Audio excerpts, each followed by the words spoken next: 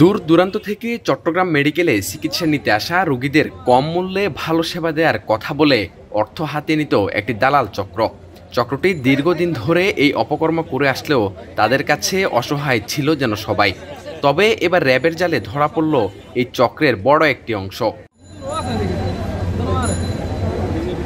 বুধবার দুপুরে Chittagong medical college হাসপাতালে অভিযান চালায় র্যাব ৭-এর একটি দল।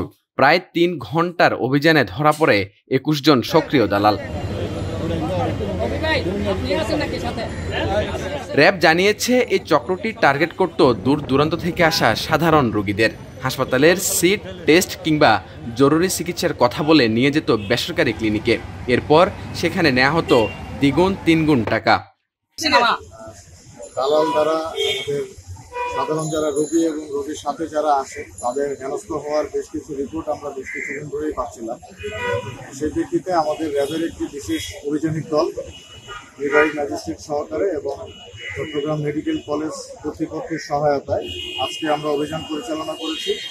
এখন পর্যন্ত ২১ জন দালালকে আমরা শনাক্ত করতে পেরেছি এবং তাদের বিরুদ্ধে আদালতের কার্যক্রম চলমান রয়েছে।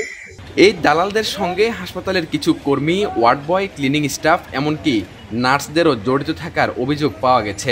এর সাথে অন্যান্য যারা সম্পৃক্ত আছে এই বিষয়ে কোনো তথ্য যার কাছে আছে এটা আমাদের সাথে অথবা মেডিকেল কলেজ কর্তৃপক্ষের সাথে শেয়ার করার জন্য সবাইকে অনুরোধ জানাচ্ছি, যাতে ভবিষ্যতে মানুষ এই ধরনের ভোগান্তির শিকার না হয়। যাদেরকে অ্যারেস্ট করা হয়েছে তাদের জিজ্ঞাসাবাদ চলমান রয়েছে, এটা তদন্ত সাপেক্ষে জানা যাবে। আমরা এখন পর্যন্ত ২১ জনকে ধরতে পেরেছি, আর এর মধ্যে ৪-৫ জন আছে যারা পুরাতন শাস্তিপ্রাপ্ত এবং এসে আবার শুরু করেছে। আর কার্যক্রম চলমান আছে, আরো যদি ধরতে পারি তাদেরকেও শাস্তির আওতায় আনা হবে। তাদেরকে আমাদের নির্বাহী ম্যাজিস্ট্রেট আছেন, নির্বাহী ম্যাজিস্ট্রেট।